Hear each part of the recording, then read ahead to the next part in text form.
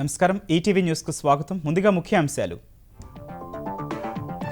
ఆంధ్రప్రదేశ్లో అక్టోబర్ 1న పంటలకు గిట్టుబాటు ధరల ప్రకటన. అవసరమైతే ప్రభుత్వమే కొనుగోలు చేస్తుందని సీఎం స్పష్టీకరణ. జడ్జి రామకృష్ణ సోదరుడిపై దాడి కేసులో డీజీపీ లేఖపై చంద్రబాబు మండిపాటు. ప్రతిపక్షాలు దర్యాప్తు చేస్తే పోలీసులు ఏం చేస్తారని ప్రశ్న. తెలంగాణలో దుబ్బాక ఉప ఎన్నికకు షెడ్యూల్ విడుదల. నవంబర్ 3న పోలింగ్ నిర్వహిస్తామని ఈసీ ప్రకటన. 10న ఓట్ల లెక్కింపు. నవంబర్ 11 తర్వాత ఎప్పుడైనా జీహెచ్ఎంసీ ఎన్నికలు. ప్రజాప్రతినిధులతో భేటీలో కేటీఆర్ వ్యాఖ్యలు. 15% కార్పొరేటర్ల పనితీరుపై అసంతృప్తి. స్వచ్ఛ భారత్ అమలులో తెలంగాణకు అగ్రస్థానం. వరుసగా 3వ ఏడాది ప్రథమ బహుమతి. అక్టోబర్ 2న అవార్డు ఇవ్వనున్న కేంద్రం. కరోనా పరిస్థితులతో ఏపీలో మరోసారి పాఠశాలల ప్రారంభం వాయిదా. నవంబర్ 2న తెరవాలని నిర్ణయించిన ముఖ్యమంత్రి జగన్.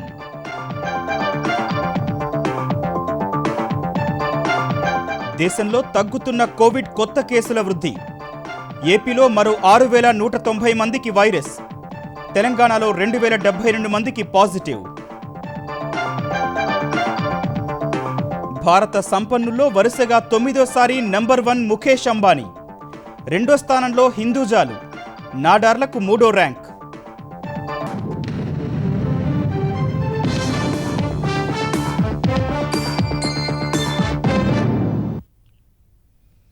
అక్టోబర్ 1న పంటలకు గిట్టుబాటు ధరలు ప్రకటించనున్నట్లు ఏపీ ముఖ్యమంత్రి వైఎస్ జగన్మోహన్ రెడ్డి వెల్లడించారు.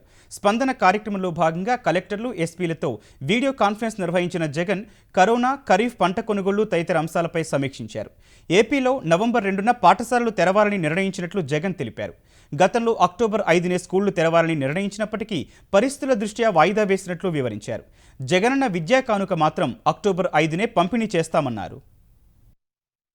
ఏపీలో కరోనా కేసుల పాజిటివిటీ రేటు 12 నుంచి 8.3% తగ్గటంపై సీఎం జగన్ హర్షం వ్యక్తం చేశారు. కరోనా నివారణ, ఖరీఫ్ పంట కొనుగోళ్లు తదితర అంశాలపై సమీక్ష జరిపిన సీఎం జనవరి నాటికి వ్యాక్సిన్ వచ్చే పరిస్థితి కనిపిస్తోందని, అప్పటి వరకు జాగ్రత్తగా ఉండాలని సూచించారు. 104కు ఫోన్ చేస్తే కరోనా పరీక్షలు, ఆసుపత్రుల వివరాలు అందించాలని, ఫోన్ చేసిన అరగంటలో పడక అందుబాటులో ఉందో లేదో చెప్పాలని ఆదేశించారు. కరోనా ఆసుపత్రుల్లో నాణ్యమైన ఆహారం, పారిశుద్ధ్యం, ఔషధాలు ఖచ్చితంగా అందించాలన్న ముఖ్యమంత్రి హోమ్ ఐసోలేషన్ లో ఉన్న వారికి కిట్లు అందించే బాధ్యత కలెక్టర్లు, జేసీలదేనని చెప్పారు. అక్టోబర్ 15 నుంచి వ్యవసాయ ఉత్పత్తుల సేకరణకు సన్నద్దమవ్వాలన్న జగన్ గిట్టుబాటు ధరలు అక్టోబర్ 1న ప్రకటిస్తామని, అక్టోబర్ 5 నాటికి అన్ని రైతు భరోసా కేంద్రాల్లో వాటిని ప్రదర్శించాలని ఆదేశించారు. ప్రతి పంటకు ఈ క్రాపింగ్ చేయాలని, రిజిస్ట్రేషన్ ప్రక్రియ పూర్తయ్యాక జాబితాను రైతు భరోసా కేంద్రాల్లో ఉంచాలని సూచించారు. రైతులకు జేసీలు, మార్కెటింగ్ సౌకర్యం చూపించాలన్న జగన్ లేని పక్షంలో ప్రభుత్వమే పంట కొనుగోలు చేస్తుందని స్పష్టం చేశారు. సీఎం యాప్ ద్వారా మొత్తం పర్యవేక్షణ జరగాలని, అగ్రికల్చర్ అసిస్టెంట్లు ఎప్పటికప్పుడు అప్రమత్తంగా ఉండాలని ఆదేశించారు. అక్టోబర్ 2న ఆర్ఓఎఫ్ఆర్ పట్టాలు, అక్టోబర్ 5న విద్యా కానుక కిట్లు పంపిణీ చేస్తామన్న ముఖ్యమంత్రి అక్టోబర్ నెలాఖరులో జగనన్న తోడు పేరుతో రోడ్లపై చిరు వ్యాపారాలు చేసుకునే వారికి వడ్డీ లేకుండా రుణాలు ఇస్తామని తెలిపారు. జడ్జి రామకృష్ణ తమ్ముడు రామచంద్రపై దాడికి సంబంధించి డీజీపీ గౌతమ్ సవాంగ్ తెలుగుదేశం అధినేత చంద్రబాబుకు లేఖ రాశారు. కొత్తకోట మార్కెట్లో జరిగిన ఘటనపై వెంటనే పోలీసులు కేసు నమోదు చేశారని లేఖలో పేర్కొన్నారు. ప్రతాప్ రెడ్డి, పండ్ల వ్యాపారికి మధ్య దారి విషయంలో వాదనలు జరుగుతుండగా వారి మధ్యకు రామచంద్ర వెళ్లారని, అప్పుడే ప్రతాప్ రెడ్డి రామచంద్రపై దాడి చేశారని డీజీపీ తన లేఖలో పేర్కొన్నారు. ఇందుకు సంబంధించి ఆధారాలను పోలీసులు సేకరించినట్లు తెలిపారు. ఈ ఘటనలో ఇప్పటికే ప్రతాప్ రెడ్డిని అరెస్టు చేసినట్లు వివరించారు. వైకాపా నేతలు పథకం ప్రకారం దాడి చేసిన ఆరోపణలో వాస్తవం లేదని డీజీపీ చంద్రబాబుకు రాసిన లేఖలో పేర్కొన్నారు. ఆంధ్రప్రదేశ్లో దుర్మార్గులకు లైసెన్స్ ఇచ్చి అరాచకాలు చేయిస్తున్నారని తెలుగుదేశం అధినేత చంద్రబాబు ధ్వజమెత్తారు. పార్టీ ముఖ్య నేతలతో వీడియో కాన్ఫరెన్స్ ద్వారా పలు అంశాలపై చర్చించిన చంద్రబాబు బాధితులకు పోలీసులు అండగా ఉండాలే తప్ప నేరగాళ్లకు వత్తాసు పలకడం ఏంటని ప్రశ్నించారు. సీల్డ్ కవర్లో సాక్ష్యాధారాలు పంపాలని డీజీపీ గౌతమ్ సవాంగ్ తనకు లేఖ రాయడంపై మండిపడిన చంద్రబాబు సాక్ష్యాధారాలు సేకరించే ఎవరిదని ప్రశ్నించారు. అన్ని సాక్ష్యాధారాలు ఇస్తే దర్యాప్తు చేయడానికి పోలీసులు ఎందుకని నిలదీసిన చంద్రబాబు దేశంలో ఏ రాష్ట్రంలో లేనన్ని అరాచకాలు ఏపీలో జరుగుతున్నాయని ఆరోపించారు. కొందరు పోలీసుల ఉదాసీనత చూసి నేరగాళ్లు రెచ్చిపోతున్నారని మండిపడ్డారు. దేవాలయాలపై దాడులు ఆగకపోవడం గర్హనీయమన్న చంద్రబాబు దళితులపై దాడులు కొనసాగడం వైకాపా ప్రభుత్వ వైఫల్యానికి నిదర్శనమని ధ్వజమెత్తారు. ప్రజల్లో ఎంత వ్యతిరేకత పెరుగుతున్నప్పటికీ వైకాపా బుద్ధి మారడం లేదని చంద్రబాబు మండిపడ్డారు. వైకాపా నాయకులపై సీఎం జగన్ బంధువులపై కేసులు ఎత్తేస్తున్నారని, ఏ నేరం చేయనప్పటికీ తెలుగుదేశం నాయకులపై తప్పుడు కేసులు పెడుతున్నారని చంద్రబాబు ఆరోపించారు. అటు తన తమ్ముడు రామచంద్రపై జరిగిన దాడికి సంబంధించిన సీసీటీవీ దృశ్యాలను బహిర్గతం చేయాలని న్యాయమూర్తి రామకృష్ణ డిమాండ్ చేశారు. పోలీసులు తమ కర్తవ్యాన్ని వదిలేసి ఓ మంత్రిని సంతృప్తిపరిచేందుకు అనేక ప్రయత్నాలు చేస్తున్నారని ఆరోపించారు. చిత్తూరు జిల్లా ఎస్పీ సెంథిల్ కుమార్ చెబుతున్న విషయాలకు వాస్తవాలకు పొంతన లేదని, డీజీపీ ప్రకటన మరింత హాస్యాస్పదంగా ఉందన్నారు.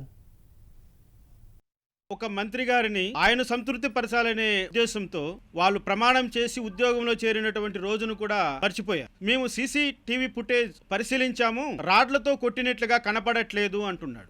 ఎస్పీ గారు, మీకు చాలా ధన్యవాదాలు. మీరు దయచేసి ఆ సీసీ ఫుటేజ్ యొక్క వివరాలను బహిర్గతం చేయండి. ఈ రోజు పత్రికల్లో మన గౌరవనీయ డీజీపీ గారు చెప్పినటువంటి అంశాలను చూసిన తర్వాత నాకు ఒకటే అనిపిస్తోంది, మీరు సీసీ ఫుటేజ్ను గాని బయటికి తీస్తే అసలు విషయం తెలుస్తుంది.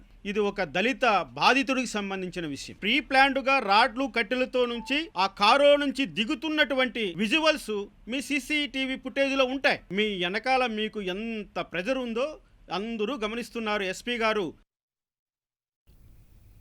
తెలంగాణలో అధికార ప్రతిపక్షాలు అత్యంత ప్రతిష్టాత్మకంగా భావిస్తున్న దుబ్బాక ఉప ఎన్నిక షెడ్యూల్ విడుదలైంది. నవంబర్ 3న దుబ్బాక ఉప ఎన్నిక పోలింగ్ నిర్వహించనున్నట్టు కేంద్ర ఎన్నికల సంఘం ప్రకటించింది. నవంబర్ 10న ఓట్ల లెక్కింపు చేపట్టనున్నట్టు తెలిపింది. ఈ ఎన్నిక కోసం అక్టోబర్ 9న నోటిఫికేషన్ వెలువడుతుందని ప్రకటించిన ఈసీ అక్టోబర్ 16 వరకు నామినేషన్లు దాఖలు చేసేందుకు గడువు ఇచ్చింది. అక్టోబర్ 17న నామినేషన్ల పరిశీలన ఉంటుందని, అక్టోబర్ 19 వరకు నామినేషన్ల ఉపసంహరణకు గడువు ఇస్తున్నట్టు ఈసీ వెల్లడించింది. దుబ్బాక ఎన్నికల ప్రక్రియను నవంబర్ 12 నాటికి పూర్తి చేస్తామని ప్రకటించింది. 2018 ఎన్నికల్లో దుబ్బాక నుంచి గెలిచిన తెరాస నేత సోలిపేట రామలింగారెడ్డి అనారోగ్యంతో మృతి చెందినందున అక్కడ ఉప ఎన్నిక అనివార్యమైంది. దుబ్బాకలో విజయంపై అధికార తెరాస ధీమాతో ఉండగా విపక్షాలు కూడా పట్టుదలతో బరిలోకి దిగుతున్నందున ఈ ఫలితంపై సర్వత్రా ఆసక్తి నెలకొంది. దుబ్బాకతో పాటే వేర్వేరు రాష్ట్రాల్లోని 53 శాసనసభ స్థానాలకు నవంబర్ 3న పోలింగ్ నిర్వహించనున్నట్టు ఈసీ తెలిపింది. మధ్యప్రదేశ్లోని 27 స్థానాలు సహా గుజరాత్లో 8, ఉత్తరప్రదేశ్లో 7, జార్ఖండ్, కర్ణాటక, నాగాలాండ్, ఒడిశాల్లో 2, ఛత్తీస్గఢ్, హర్యానాలో ఒక్కో నియోజకవర్గాలకు నవంబర్ 3నే పోలింగ్ జరగనుంది. బీహార్లోని వాల్మీకి నగర్ లోక్సభ నియోజకవర్గం, మణిపూర్ శాసనసభలో ఖాళీగా ఉన్న 2 నియోజకవర్గాల ఉప ఎన్నికల పోలింగ్ను నవంబర్ 7న నిర్వహించనున్నట్టు ఈసీ తెలిపింది. ఈ ఎన్నికల కోసం అక్టోబర్ 13న నోటిఫికేషన్ వెలువడనుండగా అక్టోబర్ 20 వరకు నామినేషన్లు స్వీకరిస్తారు. నవంబర్ 7న పోలింగ్ నిర్వహించి అదే నెల 10న ఓట్ల లెక్కింపు చేపడతారు.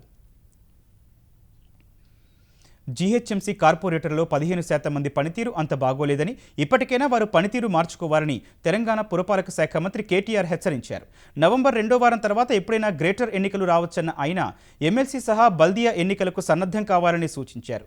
వ్యవసాయేతర ఆస్తుల నమోదు, పట్టభద్రుల ఎమ్మెల్సీ, బల్దియా ఎన్నికల సన్నద్ధతపై జీహెచ్ఎంసీ పరిధిలోని ప్రజాప్రతినిధులతో వీడియో కాన్ఫరెన్స్ నిర్వహించిన కేటీఆర్ ధరణి పోర్టల్లో వ్యవసాయేతర ఆస్తుల నమోదుపై ప్రజల్లో విస్తృత అవగాహన కల్పించాలని తెలిపారు. గత 5 ఏళ్లలో జీహెచ్ఎంసీ పరిధిలో 67,000 కోట్ల రూపాయలతో వేర్వేరు కార్యక్రమాలు, పథకాలు అమలు చేయడం సహా మౌలిక వసతులు కల్పించామని, ఈ సమాచారంతో ప్రగతి నివేదిక విడుదల చేయనున్నట్టు ప్రకటించారు. ఈ కార్యక్రమాలను విస్తృతంగా ప్రజల్లోకి తీసుకెళ్లాలని కేటీఆర్ సూచించారు.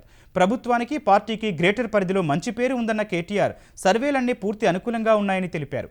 గ్రేటర్ ఎన్నికల్లో హీనపక్షం 91 సీట్లు వస్తాయని తెలిపారు. ఇదే సమయంలో 15% మంది కార్పొరేటర్ల పనితీరు బాగోలేదని, వారు పనితీరును మార్చుకోవాలని సూచించారు. నిత్యం ప్రజల్లోనే ఉండి వారి సమస్యలు పరిష్కరించాలని స్పష్టం చేశారు. తెలంగాణలో ప్రతి ఏడాది ఇస్తున్నట్టే ఈసారి బతుకమ్మ చీరల పంపిణీ అక్టోబర్ 9 నుంచి చేరినట్టు తెలంగాణ జౌళి శాఖ మంత్రి కేటీఆర్ వెల్లడించారు. హైదరాబాద్ బేగంపేట హరిత ప్లాజాలో ఏర్పాటు చేసిన బతుకమ్మ చీరల ప్రదర్శనలో మంత్రులు సత్యవతి రాఠోడ్, సబితా ఇంద్రారెడ్డితో కలిసి కేటీఆర్ పాల్గొన్నారు. ఈ ఏడాది 317,81,00,000 ఖర్చు చేసి 287 డిజైన్లలో దాదాపు 1 కోటి బతుకమ్మ చీరలు పంపిణీ చేస్తున్నట్టు కేటీఆర్ తెలిపారు. కరోనా దృష్ట్యా స్థానిక మహిళా సంఘాల ద్వారా చీరలు అందిస్తామని వెల్లడించారు. ముఖ్యమంత్రి కేసీఆర్ ఆలోచనలతో తెలంగాణలో చేనేత పరిశ్రమ మరింత ముందుకు వెళ్తుందని ధీమా వ్యక్తం చేశారు. ఒక్క బతుకమ్మ చీర మీదనే 1033 కోట్లు రాష్ట్ర ప్రభుత్వం ఖర్చు పెట్టింది అంటే 4 కోట్ల చీరలు ఇప్పటికే డిస్ట్రిబ్యూట్ చేసిందంటే ఎంత పెద్ద ప్రోగ్రామ్ ఈ ప్రభుత్వం తీసుకుందో దాన్ని బట్టి మీరు అర్థం చేసుకోవచ్చు. రైతన్న ఆత్మహత్యలు లేవు, నేతన్న ఆత్మహత్యలు లేవు, ఫ్లోరోసిస్ లాంటి మహమ్మారిని శాశ్వతంగా తొలగించింది తెలంగాణ అని చెప్పి మొన్న కేంద్ర ప్రభుత్వమే చెప్పింది పార్లమెంట్. ఇంకోటి, ఈ ప్రభుత్వానికి మతపరమైన ఇంకో పరమైన ఎజెండా లేదు. బతుకమ్మకి చీరలు ఇస్తా ఉన్నాం, రంజాన్ కి చీరలు ఇస్తా ఉన్నాం, క్రిస్మస్ కూడా చీరలు ఇస్తా ఉన్నాం. మరి ఈ సంవత్సరం డిస్ట్రిబ్యూషన్ అక్టోబర్ 9 నుండి ప్రారంభించబోతా ఉన్నాం. స్వచ్ఛ భారత్లో తెలంగాణ వరుసగా 3వ ఏడాది అగ్రస్థానంలో నిలిచింది. గందగీ ముక్త భారత్ కేటగిరీలో తెలంగాణ మొదటి స్థానంలో నిలిచినట్లు కేంద్ర తాగునీరు పారిశుద్ధ్య శాఖ ప్రకటించింది. ఈ మేరకు ఆ శాఖ డైరెక్టర్ యుగల్ జోషి తెలంగాణ పంచాయతీరాజ్ శాఖకు లేఖ పంపారు. 2019 నవంబర్ నుంచి 2020 ఏప్రిల్ 20 వరకు స్వచ్ఛ సుందర్ సముదాయక్ శౌచాలయ, 2020 జూన్ 15 నుంచి సెప్టెంబర్ 15 వరకు సముదాయక్ శౌచాలయ అభియాన్ కార్యక్రమాల అమలు చేసినందుకు తెలంగాణ అగ్రస్థానంలో నిలిచింది. ఇప్పుడు ఆగస్టు 8 నుంచి వారం రోజులు గందగీ ముక్త భారత్ కార్యక్రమం నిర్వహించగా మంచి ఫలితాలతో తెలంగాణ దేశంలోనే అగ్రస్థానంలో నిలిచింది. తద్వారా వరుసగా 3వసారి మొదటి స్థానాన్ని దక్కించుకుంది. ఇక జిల్లాల విభాగంలో కరీంనగర్ జిల్లా దేశంలోనే 3వ స్థానంలో నిలిచింది. స్వచ్ఛతలో అవార్డు రావడంపై పంచాయతీరాజ్ శాఖ మంత్రి ఎర్రబెల్లి దయాకర్ రావు హర్షం వ్యక్తం చేశారు.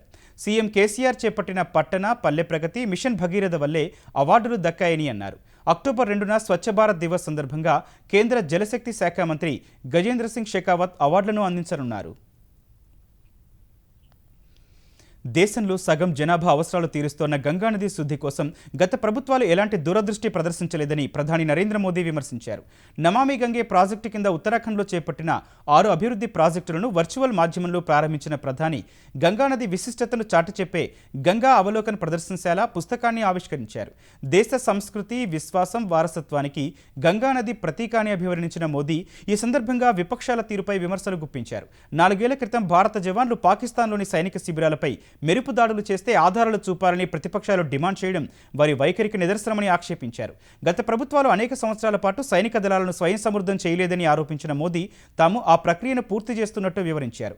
ఇందులో భాగంగానే వైమానిక దళానికి రఫేల్ విమానాలు అందజేశామని తెలిపారు. వ్యవసాయ సంస్కరణ చట్టాలపై విపక్షాల ఆందోళన తప్పుపట్టిన మోదీ ఈ చట్టాల ద్వారా నల్లధనాన్ని ఆర్జించే వారి మరో మార్గాన్ని మూసేశామన్నారు. बीते दशकों में गंगा जल की स्वच्छता को लेकर बड़े बड़े अभियान शुरू हुए थे, लेकिन उन अभियानों में न तो जन भागीदारी थी और न ही दूरदर्शिता। नतीजा ये हुआ कि गंगा का पानी कभी साफ ही नहीं हो पाया। अगर गंगा जल की स्वच्छता को लेकर वही पुराने तौर तरीके अपनाए जाते तो आज भी हालत उतनी ही बुरी रहती। लेकिन हम नई सोच, नई अप्रोच के साथ आगे बढ़े। हमने नमामि गंगे मिशन को सिर्फ गंगा जी की साफ सफाई तक ही सीमित नहीं रखा, बल्कि इसे देश का सबसे बड़ा और विस्तृत नदी संरक्षण कार्यक्रम बनाया। దేశవ్యాప్తంగా కోవిడ్ నెమ్మదిగా తగ్గుతున్న సూచనలు కనిపిస్తున్నాయి. కొత్త కేసుల వృద్ధి క్రమంగా తగ్గుతోంది. కొన్ని రోజుల క్రితం వరకు రోజుకు 90,000కు పైనే కొత్త కేసులు నమోదు కాగా ప్రస్తుతం ఆ సంఖ్య 80,000 దిగువకు వచ్చింది. నిన్న ఉదయం 8 గంటల నుంచి ఈ ఉదయం 8 గంటల వరకు 79,589 కొత్త కేసులు నమోదైనట్టు కేంద్ర ఆరోగ్య శాఖ తెలిపింది. ఈ కేసులతో దేశంలో నమోదైన కోవిడ్ కేసుల సంఖ్య 61,45,292కు పెరిగింది. అదే 24 గంటల్లో కొత్త కేసుల కంటే అధికంగా 84,877 మంది కోవిడ్ నుంచి కోలుకున్నట్టు వెల్లడించింది. ఈ మేరకు దేశంలో కరోనాను జయించిన వారి సంఖ్య 51,1398కి పెరిగింది. దేశంలో రికవరీ రేటు 83.01% పెరిగినట్టు ఆరోగ్య శాఖ తెలిపింది. కొత్తగా 776 మంది మృతి చెందగా మరణాల సంఖ్య 96,318కి చేరింది. దేశవ్యాప్తంగా మరణాల రేటు 1.57% తగ్గినట్టు ఆరోగ్య శాఖ వివరించింది. ఆంధ్రప్రదేశ్లో కరోనా వ్యాప్తి కొనసాగుతోంది. నిన్న ఉదయం 9 గంటల నుంచి ఈ ఉదయం 9 గంటల వరకు ఏపీలో 68,429 పరీక్షల ఫలితాలు రాగా 6,190 మంది కోవిడ్ బారిన పడినట్టు తేలింది. ఈ కేసులతో ఏపీలో వైరస్ బాధితుల సంఖ్య 6,87,351కి చేరింది. మరో 35 మంది కరోనాతో మృతి చెందగా ఇప్పటి వరకు ఏపీలో కోవిడ్ మరణాల సంఖ్య 5,780కి పెరిగింది. ఆంధ్రప్రదేశ్లో మరో 9,836 మంది కరోనా నుంచి కోలుకోగా మొత్తం డిశ్చార్జ్ అయిన వారి సంఖ్య 6,22,136కి చేరినట్టు వైద్యారోగ్య శాఖ తెలిపింది. ఆంధ్రప్రదేశ్లో ప్రస్తుతం 59,435 యాక్టివ్ కేసులు ఉన్నాయి. ఏపీలో ఇప్పటి వరకు 57,34,752 కరోనా పరీక్షలు చేసినట్టు వైద్యారోగ్య శాఖ తెలిపింది. తెలంగాణలో కరోనా కేసులు పెరుగుతూనే ఉన్నాయి. ఆదివారం రాత్రి 8 గంటల నుంచి సోమవారం రాత్రి 8 గంటల వరకు 54,308 పరీక్షల ఫలితాలు వెలువడగా 2,072 మందికి వైరస్ సోకినట్టు తెలంగాణ వైద్యారోగ్య శాఖ తెలిపింది. ఈ కేసులతో మొత్తం కరోనా కేసులు 189,283కు చేరాయి. కొత్తగా 2,259 మంది కోవిడ్ నుంచి కోలుకోగా ఇప్పటి వరకు తెలంగాణలో కరోనాను జయించిన వారి సంఖ్య 158,690కి పెరిగింది. తెలంగాణలో రికవరీ రేటు 83.83% పెరిగినట్టు వైద్యారోగ్య శాఖ తెలిపింది. మరో 9 మంది వైరస్ సోకి మృతి చెందగా కరోనా మరణాలు 1116కు పెరిగాయి. మరణాల రేటు 0.58% తగ్గినట్టు వెల్లడించిన వైద్యారోగ్య శాఖ ప్రస్తుతం 29,477 మంది కోవిడ్ చికిత్స పొందుతున్నట్టు తెలిపింది. తెలంగాణలో ఇప్పటి వరకు 29,40,642 పరీక్షలు చేసినట్టు వెల్లడించింది. ప్రభుత్వం ప్రణాళికాబద్ధంగా తీసుకుంటున్న చర్యల వల్ల తెలంగాణలో కరోనా కేసుల సంఖ్య క్రమంగా తగ్గుముఖం పడుతోందని తెలంగాణ వైద్యారోగ్య శాఖ వెల్లడించింది. సెప్టెంబర్ చివరి నాటికి కేసులు తగ్గుతాయన్న తమ అంచనాలకు అనుగుణంగానే కేసులు నమోదవుతున్నట్టు తెలంగాణ ప్రజారోగ్య సంచాలకులు డాక్టర్ శ్రీనివాస్ తెలిపారు. మార్చిలో 9% ఉన్న కరోనా పాజిటివ్ రేటు ఏప్రిల్లో 8, మేలో 15, జూన్లో 23%కి చేరి జూలై నుంచి తగ్గుముఖం పట్టినట్టు వివరించారు. జూలైలో 13, ఆగస్టులో 7, సెప్టెంబర్లో 4% తగ్గినట్టు వెల్లడించారు.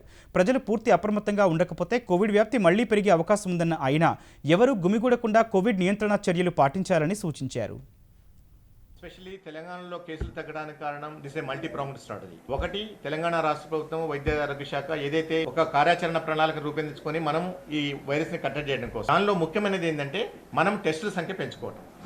87,000 టెస్ట్ పర్ మిలియన్ మనం పరీక్షలు నిర్వహిస్తున్నాం. ప్రతిరోజు 55,000 పైగా మనం పరీక్షలు నిర్వహిస్తున్నాం. దేశంలోనే మనం 84% రికార్డు స్థాయిలో మనం రికవరీ రేట్ నమోదు చేస్తున్నాం. ఈ ప్రివెంటివ్ మెజర్స్ పాటించాలో అవి పాటించని టైంలో మళ్ళీ సేమ్ పరిస్థితులు ఉత్పన్నమవుతాయి. మన ఇబ్బందుల్లోకి మళ్ళీ నెట్టుకోవద్దు. ఈ మాస్ గ్యాదరింగ్స్ ఏవైతే ఉన్నాయో అవి దయచేసి అవాయిడ్ చేయండి. కోవిడ్ను ఎదుర్కొనేందుకు భారత్ బయోటెక్ తయారు చేస్తున్న కోవాక్సిన్ త్వరలోనే అందుబాటులోకి వస్తుందని తెలంగాణ గవర్నర్ తమిళిసై సౌందరరాజన్ విశ్వాసం వ్యక్తం చేశారు. హైదరాబాద్లోని షామీర్పేటలోని భారత్ బయోటెక్ను సందర్శించిన తమిళిసై వ్యాక్సిన్ తయారీలో భాగస్వాములైన శాస్త్రవేత్తలతో మాట్లాడారు. సంక్లిష్ట సమయంలో పనిచేస్తున్న శాస్త్రవేత్తలతో పాటు సిబ్బందికి ప్రేరణ కల్పించేందుకు వచ్చారని తెలిపారు. భారత్తో పాటు తెలంగాణకు కోవాక్సిన్ గర్వకారణంగా నిలుస్తుందని గవర్నర్ వ్యాఖ్యానించారు. So that we salute the scientists who are all involved in the production of the vaccine to get motivated and to get the hope and to give hope to the world. As our Honorable Prime Minister said, India has created a very big hope in production of the vaccine so that it can serve globally. I am very sure this Covaxin, India's first indigenous COVID-19 vaccine being developed and which is in the advanced stage of human trials by Bharat Biotech, will soon be a reality and will help the humankind to fight and prevent the COVID-19. I got motivated by their activities and I really hopeful that our country will get the pride of coming out with successful vaccine, and definitely Telangana, particularly biotech, will earn that name. కొద్ది రోజులుగా ఉగ్రరూపంతో తీర ప్రాంత ప్రజలకు నిద్ర లేకుండా చేసిన కృష్ణమ్మ క్రమంగా శాంతిస్తోంది.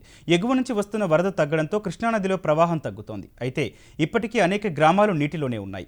గుంటూరు జిల్లా కొల్లిపర, కొల్లూరు, భట్టిప్రోలు మండలాల్లోని లంక గ్రామాలు ముంపులోనే ఉన్నాయి. వర్షాలతో అరటి, జామ, కంద, మినుము, పసుపు, చెరకు, వరి పంటలు నీట మునిగి రైతులు ఆవేదన వ్యక్తం చేస్తున్నారు. మరోవైపు వర్షాలు, వరదలు, పంట ఆస్తి నష్టంపై సమీక్షించిన సీఎం జగన్ వరదలు తగ్గిన వెంటనే పంట ఆస్తి నష్టానికి సంబంధించిన అంచనాలను పంపాలని కలెక్టర్లను ఆదేశించారు. వర్షాలు, వరదల కారణంగా చనిపోయిన వారి కుటుంబాలకు 5 లక్షల రూపాయల పరిహారం అందించాలని ఆదేశించారు. తెలుగు రాష్ట్రాల్లో సంచలనం రేపిన హేమంత్ హత్య కేసులో నిందితులైన అవంతి తండ్రి లక్ష్మారెడ్డి, మేనమామ యుగేందర్ రెడ్డిని 6 రోజుల కస్టడీకి కోర్టు అనుమతించింది. ఈ కేసులో ఇప్పటికే 14 మందిని అరెస్టు చేసి రిమాండ్కు పంపిన పోలీసులు విచారణ నిమిత్తం లక్ష్మారెడ్డి, యుగేందర్ రెడ్డిని కస్టడీకి తీసుకున్నారు. ప్రభుత్వంతో మాట్లాడి ఈ కేసును ఫాస్ట్ ట్రాక్ కోర్టు ద్వారా విచారణ జరిపిస్తామన్న సిపి బాధితులకు న్యాయం చేస్తామని, కేసుతో సంబంధం ఉన్న ఎవరిని వదిలిపెట్టేది లేదని స్పష్టం చేశారు. అంతకుముందు మాదాపూర్ డీసీపీని కలిసిన హేమంత్ భార్య అవంతి తనకు, తన అత్తామామల కుటుంబానికి తండ్రి లక్ష్మారెడ్డి నుంచి ప్రాణహాని ఉందని రక్షణ కల్పించాలని కోరారు. తూర్పు లద్దాఖ్లో సరిహద్దు వివాదం కొనసాగుతున్న వేళ వాస్తవాధీన రేఖపై చైనా ఇటీవల లేవనెత్తిన కొత్త వాదనను భారత్ తీవ్రంగా ఖండించింది. వాస్తవాధీన రేఖ విషయంలో 1959లో చైనా ప్రధాని జౌ ఎన్లై భారత ప్రధాని జవహర్లాల్ నెహ్రూకు రాసిన లేఖలోని అంశాలకే తాము కట్టుబడి ఉన్నామని చైనా విదేశాంగ శాఖ ప్రతినిధి ప్రకటనను భారత్ తప్పుబట్టింది. ఇది అవాస్తవాలతో కూడిన ఏకపక్ష వాదన అని భారత విదేశాంగ శాఖ ప్రతినిధి అనురాగ్ శ్రీవాస్తవ స్పష్టం చేశారు. ఈ వాదనను భారత్ ఎప్పుడూ అంగీకరించలేదని తేల్చి చెప్పారు. భారత్ అనుసరిస్తోన్న ఈ వైఖరి స్థిరమైనది, అందరికీ తెలిసిందేనని శ్రీవాస్తవ్ పేర్కొన్నారు. ఎల్ఏసీపై యథాతథ స్థితిని చైనా ఏకపక్షంగా మార్చే ప్రయత్నం చేస్తుందని ఆయన ఆరోపించారు. బాబ్రీ కేసులో లక్నోలోని సీబీఐ ప్రత్యేక కోర్టు రేపు తీర్పు వెలువరించనుంది. ఈ మేరకు భారతీయ జనతా పార్టీ అగ్రనేతలు ఎల్కే అడ్వాణీ, మురళీ మనోహర్ జోషి, ఉమా భారతి, కళ్యాణ్ సింగ్ సహా పలువురు నిందితులపై కోర్టు రేపు తీర్పు ఇవ్వనుంది. అందరినీ రేపటి విచారణకు హాజరు కావాలని ఇప్పటికే కోర్టు ఆదేశించింది. అయితే ఉమాభారతికి కరోనా సోకినందున రిషికేశ్లోని ఎయిమ్స్లో చికిత్స పొందుతున్నారు. వైద్యులు అనుమతిస్తే కోర్టుకు హాజరవుతారని ఆమె తెలిపారు. అటు ప్రత్యేక కోర్టు తీర్పును దృష్టిలో పెట్టుకుని లక్నోలో పోలీసులు పటిష్ట భద్రత ఏర్పాటు చేశారు. ఎలాంటి అవాంఛనీయ ఘటనలు జరగకుండా పటిష్ట ఏర్పాట్లు చేశారు. కోర్టు పరిసరాలు సహా లక్నోలో భారీగా పోలీసులను మోహరించారు. జిల్లాలోని ప్రధాన కూడళ్లలో ముమ్మర తనిఖీలు నిర్వహిస్తున్నారు. వదంతులు నమ్మవద్దని ప్రజలకు పోలీసులు విజ్ఞప్తి చేశారు. నటి రియా చక్రవర్తి, ఆమె సోదరుడు షోవిక్ చక్రవర్తి డ్రగ్స్ సిండికేట్లో క్రియాశీలక సభ్యులుగా వ్యవహరిస్తున్నందున వారికి బెయిల్ ఇవ్వదని మాదక ద్రవ్యాల నియంత్రణ సంస్థ ఎన్సీబీ బొంబాయి హైకోర్టుకు తెలిపింది. ఈ మేరకు ప్రమాణపత్రం దాఖలు చేసింది. ప్రముఖులు, డ్రగ్స్ సరఫరాదారులతో కూడిన సిండికేట్లో రియా, షోవిక్ క్రియాశీలక సభ్యులని ఎన్సీబీ పేర్కొంది. నటుడు సుశాంత్ సింగ్ రాజ్పుత్ మృతి కేసులో డ్రగ్స్ కోణంపై చేపట్టిన దర్యాప్తులో భాగంగా ఎన్సీబీ రియా, ఆమె సోదరుడు షోవిక్లను అరెస్ట్ చేసింది. ఇరువురు బెయిల్ కోసం బొంబాయి హైకోర్టును ఆశ్రయించగా నిందితులకు బెయిల్ ఎందుకు ఇవ్వరాదో చెప్పాలని కోర్టు ఎన్సీబీని ఆదేశించింది. ఈ మేరకు ఇవాళ ప్రమాణపత్రం దాఖలు చేసిన ఎన్సీబీ ఎన్డీపీఏ 27A సెక్షన్ ప్రకారం డ్రగ్స్ సరఫరాకు ఆర్థిక సాయం చేయడం సహా నిందితులకు ఆశ్రయం కల్పించినందుకు 10 ఏళ్ల శిక్ష పడే అవకాశం ఉన్న ఈ కేసులో బెయిల్ పొందడానికి అవకాశం ఉండదని తెలిపింది. అటు డ్రగ్స్ కేసులో సినీ నటి రకుల్ ప్రీత్ సింగ్కు ఢిల్లీ హైకోర్టులో ఊరట లభించలేదు. ఈ కేసులో తనపై కథనాలు రాయకుండా మీడియాకు ఆదేశాలు ఇవ్వాలని రకుల్ దాఖలు చేసిన పిటిషన్పై ఢిల్లీ హైకోర్టు ఇవాళ విచారణ జరిపింది. అయితే రకుల్ చేసిన విజ్ఞప్తి మేరకు డ్రగ్స్ కేసులో తనపై మీడియాలో రాయకుండా తక్షణం ఆదేశాలు జారీ చేసేందుకు ఢిల్లీ హైకోర్టు నిరాకరించింది. రకుల్ వినతిపై కేంద్రం, మీడియా నియంత్రణ సంస్థలకు నోటీసులు జారీ చేసిన కోర్టు తదుపరి విచారణను అక్టోబర్ 15కి వాయిదా వేసింది. వ్యాపార రంగంలో అప్రతిహతంగా దూసుకుపోతున్న రిలయన్స్ అధినేత ముఖేష్ అంబానీ భారత సంపన్నుల జాబితాలో వరుసగా 9వ సారి అగ్రస్థానంలో నిలిచారు. ఐఐఎఫ్ఎల్ వెల్త్తో కలిసి భారత సంపన్నుల జాబితా విడుదల చేసిన హూరున్ ఈ ఏడాది ఆగస్టు 31న ముగిసిన 12 నెలల కాలానికి ముఖేష్ సంపద 73% పెరిగి 6.58 లక్షల కోట్లకు చేరినట్టు వెల్లడించింది. 1.43 లక్షల కోట్ల ఆస్తులతో హిందూజా సోదరులు రెండో స్థానంలో నిలిస్తే 1.41 లక్షల కోట్ల సంపదతో శివ్ నాడార్ కుటుంబం 3వ ర్యాంకు సాధించింది. ఆ తర్వాతి స్థానాల్లో అజీం ప్రేమ్జీ, సైరస్ పూనావాలా, రాధాకృష్ణ దమాని, ఉదయ్ కొటాక్, దిలీప్ సంఘ్వి, సైరస్ మిస్త్రీ, షాపూర్జీ పల్లోంజీ మిస్త్రీ నిలిచారు. ఈ జాబితాలో 1000 కోట్లకు పైగా ఆస్తులు కలిగిన 828 మందికి చోటు దక్కితే గ్రాన్యూల్స్ ఇండియాకు చెందిన చిగురుపాటి కృష్ణప్రసాద్ ఆస్తి ఈ ఏడాది 218% పెరిగి 4500 కోట్లకు పడగలెత్తారు. ఈ జాబితాలో స్థానం దక్కించుకున్న అతిపిన్న వయస్కుడిగా ఓయో రూమ్స్ వ్యవస్థాపకుడు రితేష్ అగర్వాల్ నిలిచారు. ఆయన సంపద 5400 కోట్లుగా లెక్క తేలింది. అత్యంత సంపన్న మహిళగా గోద్రేజ్కు చెందిన స్మితా వి కృష్ణ గుర్తింపు పొందారు. ఈటీవీ న్యూస్ సమాప్తం. నమస్కారం.